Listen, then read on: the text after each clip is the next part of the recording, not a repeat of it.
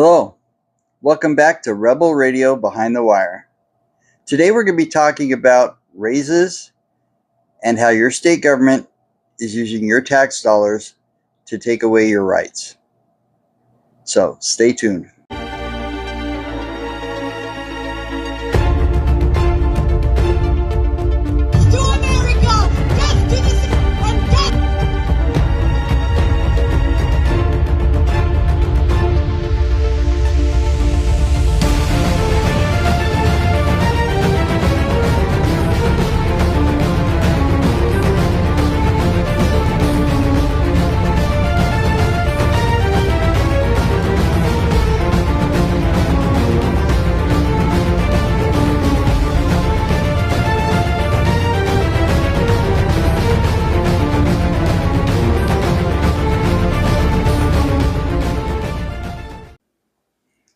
Welcome back. I'm Rob Burwell. I'm your host, and I'm also the president of the Washington 3%.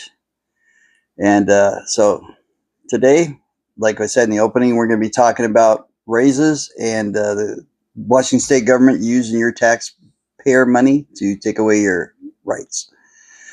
So first off, raises. Here in Washington, we are in the middle of the 2025 legislative session.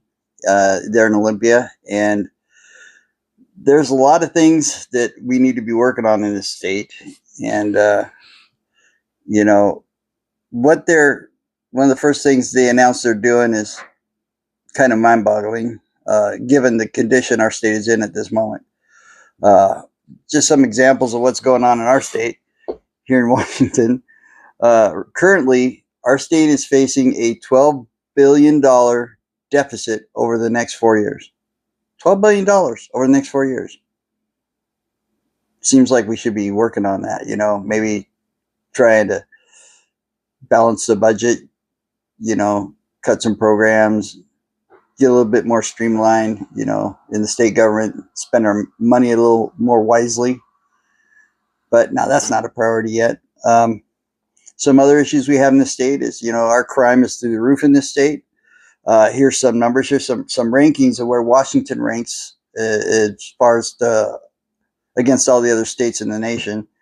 When it comes to violent crime, with number 1 being you're the best and number 50 you're the worst, Washington is number 28 in violent crime.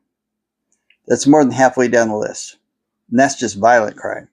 Okay, like muggings, murder, assault. We are currently number 39 in total crime. And that's when you add in all the property theft, shoplifting, burglary, things like that. Out of 50, we are number 39. Again, with number 1 being best, 50 being worst, we're number 39. So we're really getting far down the list there on total crime. This next one really hurts. When it comes to public safety, out of the 50 states, Washington is ranked number 46 in public safety. 46 out of 50, we're 46. That we're almost at the bottom. There's only 4 states worse than us, So you'd think, with those kind of numbers on crime, that we might be looking to work on that. No. No, not Washington. No, it's not a problem. Everything's fine. It's all good. A couple other things I'd like to throw out there that are pretty big issues in our state. Drugs, right? When it comes to drug use and addiction. Drug use and addiction. Out of the 50 states, with number 1 being the number 1 state with the most drug use and addiction, and number 50, the state with the least, we're number 15 in drug use and addiction. Again, we're top third of the list. We're number 15. Out of 50 states, we are number 15 in drug use. And this one is the absolute worst stat. Absolute, by far the worst stat. Now, this is homelessness. and we're going by total number of homeless individuals in the state. So it's not a per capita thing. This is just in raw numbers. How many homeless people do you have in your state? Washington State ranks number 3 in the nation for homelessness. Number 3. Only 2 states have more homeless people than we do, and that's California and New York. Now, one thing you got to understand is California and New York both have populations way bigger than Washington. I mean, Washington, when it comes to population, I'm not sure where we rank, but we're probably in the bottom half of the list population-wise. But we're number 3 in the nation for the most homeless people, period. Period. It's not a per capita number. It is total number of homeless living in our state. We're number 3, behind California and New York, which have, what, triple the population? Each of those states easily triple our population.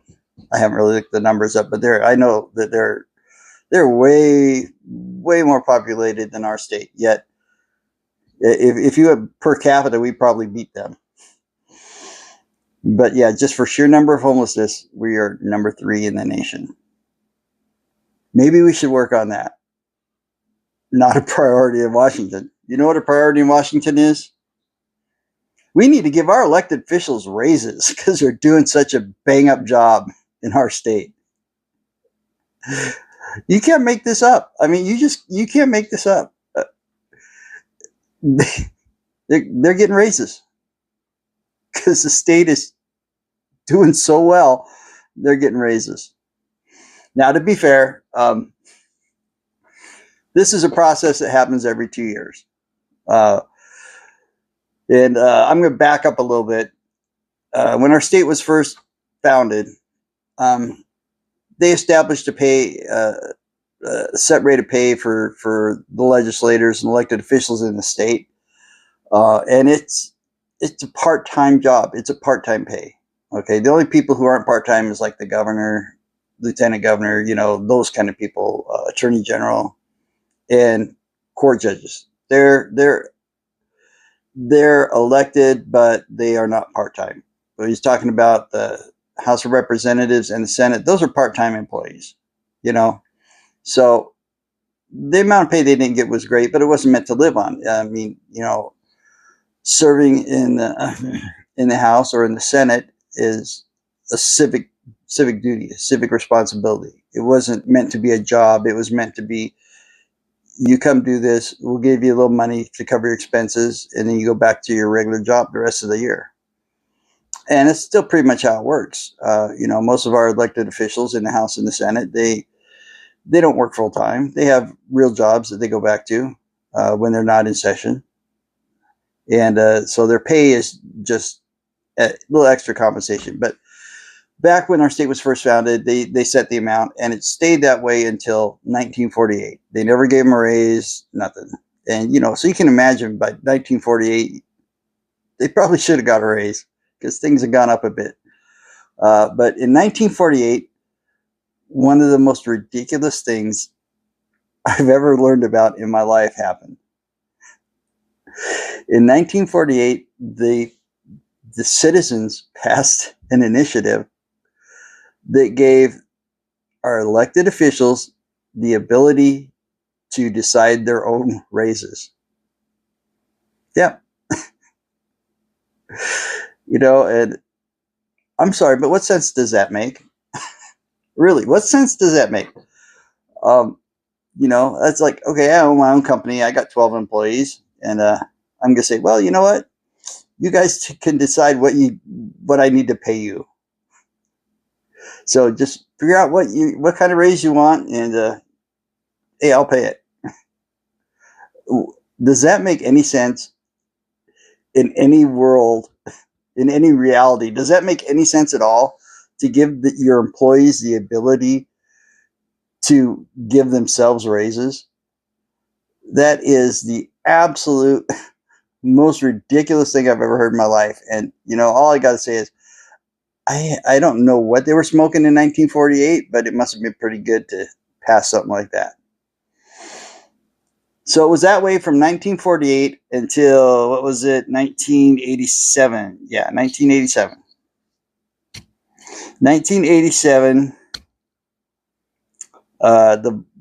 they passed a new law that created a salary commission.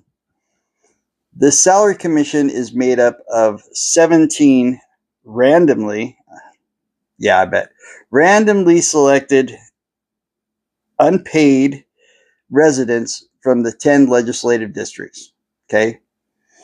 So you have a rep from each of the legislative districts. That's 10 of the 17. And they're randomly, I'm sure, randomly picked to be on this salary commission. The rest of the commission consists of representatives from higher education. Yeah, the way our colleges are going, we really want those kind of people in there making those decisions. Business, organized labor, which is the unions. Now you know why the unions are have so much say in the state, because they got a hand in giving them raises. Legal representatives and human resources make up the rest of it. So you have this salary commission. They meet every 2 years and they decide not if they're going to give them raises, but how big of a raise they're going to give them. Never once have I ever heard of them considering not giving them a raise. It's just, how much are we going to pay them this time? Well, our elected officials in the state have been doing such a wonderful job. I mean, look around. They have just been nailing it on everything. I mean, it's all sunshines and rainbows and unicorn around here, right? Washington's doing so great. In their infinite wisdom, the Salary Commission has decided that our governor and lieutenant governor over the next 2 years will get a 14% raise. 14%. 7% this July, 7% next year. For a total of 14% over the next 2 years. That's a pretty good raise. I mean, that's better than the vast majority of people will ever get in their life at one time. I mean, who gets a 14% raise? I sure don't. I never did when I was working. But let's see. But they're not getting the biggest raise. The legislators, okay, the representatives and the senators, they're going to be getting 16% over the next 2 years. 9% this July and 7% the following year. The court justices, I guess they don't think as highly of them. They're only getting 7% over the next 2 years. 4% this year and 3% the next year. So that's the raises that they're going to get. Yeah. They're proposing these raises because they've just done such a wonderful job in the state. They're going to pay them all this money. And, have you gotten a raise of 14% the next 2 years or the past 2 years? Have you gotten a raise that big? 16%? Would you get a raise if you're doing it as terrible as they've done the last 10 years? I mean, especially really the last 8 have been really, really bad. It's really been falling apart the last 8. Do you think that they really deserve a raise for how they've run this state? How they put us in debt, let crime, homelessness, drug abuse get completely out of control, let criminals out, not even prosecuting them. I mean, it's just the way they run the state's ridiculous. And, my personal opinion, raises should be tied to performance like they are in the real world. I mean, when you're your job, if you do a crappy job, do you get a raise? No, you don't. You're not going to get a raise. You're probably going to get fired if you're doing that bad. I mean, if you did as bad as these people are doing, you would be fired. But not here in Washington. Not here in the People's Republic of Washington. Nope. No, we reward incompetence here. We're going to give them raises because they deserve it. They've done so well. Oh my gosh, it's insane. I don't know. You just can't fix the stupid in this state. People keep voting for these idiots. They keep just making it worse and worse, putting us in more debt, making the homeless crisis worse, making crime worse with all their bad bills, and they're tying the hands of law enforcement and defunding the police and all that sheer stupidity. And but yeah, they're going to get raises for the good work they've been doing. So if this upsets you, which if your brain works, it should, that they're getting raises for basically not performing, make your voices heard. You know, complain, contact your legislator, your senator, everybody else, and complain. Say you need to do a better job for a raise. You shouldn't be getting a raise. Ain't gonna do no good, but at least let them know that you're paying attention, that you're watching, that they're not doing their job. So that was my first subject today. My second subject is our wonderful government here in Washington using our tax dollars to take away our rights. Now they do it all the time, but this is just the latest thing they got going on. So I'm gonna have to move my notes around here because I'm old and I can't remember stuff, and I want to make sure I'm accurate in what I'm saying. So I'm going to read this off here. The Washington State Department of Commerce is currently looking for and accepting bids for a vendor to put on a large anti-gun rally called Together We Can End Gun Violence, to be held at Lumen Field on June 4th or 5th. Okay. So basically, they want to put on this big anti-gun event down at Lumen Field in June this year. And number one, why is our government soliciting people to go against our rights? Why are they paying to have a big event to attack our Second Amendment right to keep and bear arms?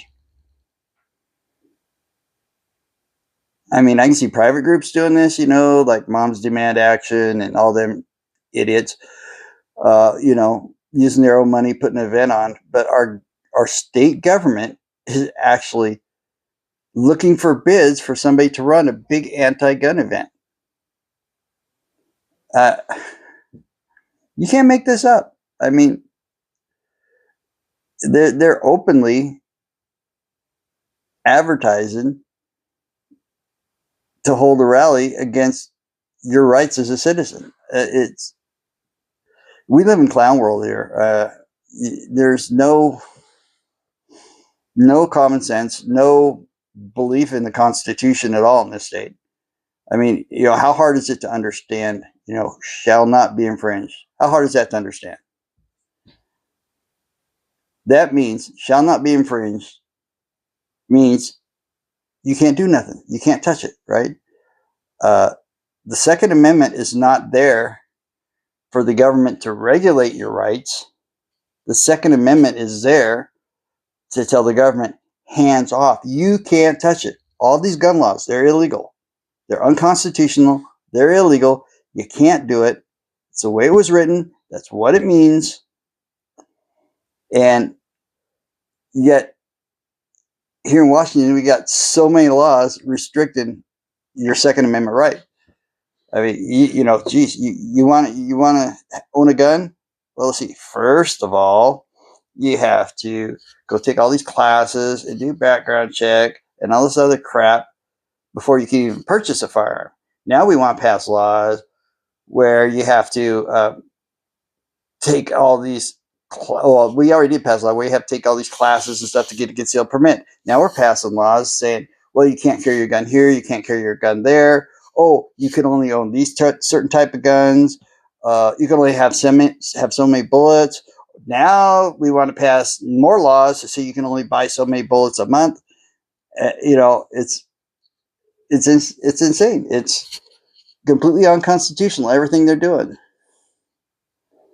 And your government, their job is to protect your rights, not attack them. But here in Washington, here in clown world, here in the People's Republic, we're advertising for people to hold rallies to take your rights away.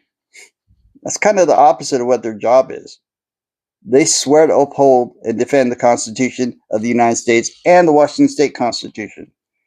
This is a strict violation of that. Period. Strict violation of their oath of office. They're attacking our rights, and they're using our own money to do it. So, if this makes you mad,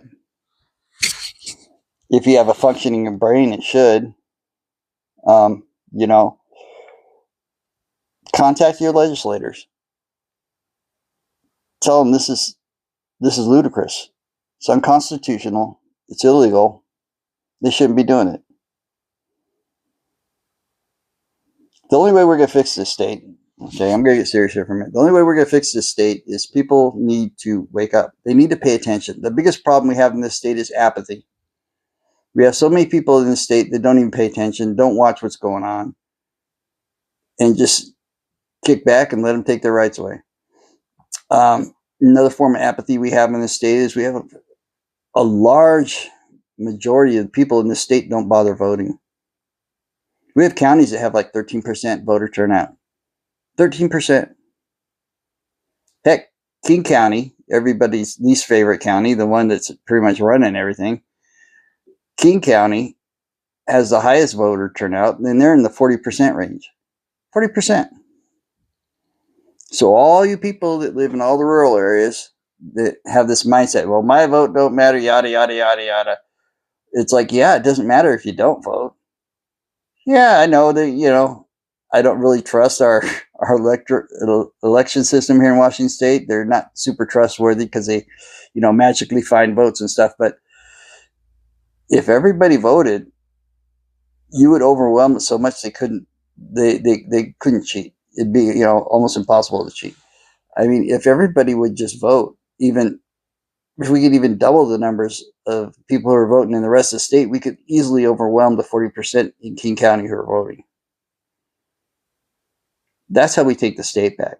The only way we're going to save the state is to get these lunatic Democrats, and they're not really Democrats. They're democratic socialists. They're basically communists. They're not the Democrats of old. They're so far left. You can't even consider them Democrats anymore. They're pure socialists, verging on communists. The only way we're going to take the state back is to get those people out. The only way we're going to save this state is to get those people out. We get them out by voting them out. We get them out by talking to people, making people aware of what's going on, make them aware of what they're doing. That's why I'm doing this. I don't want to do a podcast. I'm not somebody who wants to, you know, be on the internet and say, "Oh, look at me," because I know I probably look stupid and sound stupid. But I'm just trying to get the word out, make people aware of what's going on in this state. We got to wake up, pay attention, and get these people out of office. So I'm going to keep making my little videos and, you know, getting laughed at, getting called all kinds of names. You know, I'm a Nazi, I'm a racist, I'm a homophobe, I'm a misogynist, I'm all this kind of stuff. I'm all these things because I don't agree with their communist socialist BS. So I'm naturally evil. I'm a Nazi. I'm Hitler. I'm everything. You know, I tell you what though, you know, to all you people who want to sit here and call me a Nazi, I'm a pretty shitty Nazi because my vice president is Jewish. He wears the yarmulke and everything. He's a for real Jew, and his father survived the Holocaust in Germany in World War II. So if I was a Nazi, do you really think you'd be my vice president? Not to mention I have people of all races, all ethnicities, you know, in my organization, different sexual orientations. Doesn't matter. We don't care. The only thing we care about is you believe in the Constitution. Because that's what we're constitutionalists. we're constitutional conservatives. We believe in following the Constitution and leaving each other the hell alone. That's it. That's all we want. We want the state to follow the Constitution. We want people to leave us alone. And, you know, to all you people calling us all kinds of names, yeah, you're this, you're that, yada, yada. You can't be a constitutionalist and a racist at the same time. Because if you believe the Constitution, it says we're all equal. Well, you can't really say you believe in that if you're a racist, can you? Can't. So, anyways, I'm getting away from my point. Bottom line is we need to just make people aware. Talk to people. Get involved locally. Your local governments get involved. Contacting your legislators. And we have to just make people aware of what's going on. Because if people really knew what was going on, they wouldn't be voting the way they are. That's the bottom line. People just need to pay attention. So get the word out. Tell them what's going on. I'm going to keep doing this. And if you come back and watch my future videos, great. I appreciate it. If you share them, even better. It's all about informing people. It's not about getting monetized or having my 5 minutes of fame, because I really don't want to be famous. I'd rather just be left the hell alone sitting here on my mountain where I live in the woods. But I've lived in Washington my whole life, and I'm sick of what I see. So all I want is for you people to help me spread the word, wake these people up, and bring sanity back to the state of Washington. And with that, that's all I got to say. So enjoy the rest of your day. God bless.